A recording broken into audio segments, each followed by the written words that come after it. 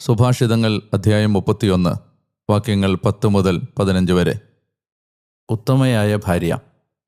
സുഹൃതിനിയായ ഭാര്യയെ കണ്ടെത്തുന്നത് ആര്? അവളുടെ മൂല്യം രത്നങ്ങളെക്കാൾ അനർഘമാണ്.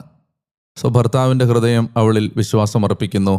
അവന് നേട്ടത്തിന് ഒരു കുറവുമില്ല. തൻ്റെ ജീവിതകാലം മുഴുവൻ അവൾ അവന് തിന്മയല്ല നന്മ ചെയ്യുന്നു. അവൾ കമ്പിളിയും ചണങ്ങളും അന്വേഷിക്കുകയും താൽപ്പര്യത്തോടെ തൻ്റെ കരതലങ്ങൾ ഉപയോഗിക്കുകയും ചെയ്യുന്നു. അവൾ വ്യാപാരിയുടെ കപ്പലുകൾ പോലെയാണ്. അകലെ നിന്ന് തൻ്റെ ആഹാര സാധനങ്ങൾ അവൾ കൊണ്ടുവരുന്നു. രാവുമായും മുമ്പേ അവൾ ഉണരുന്നു.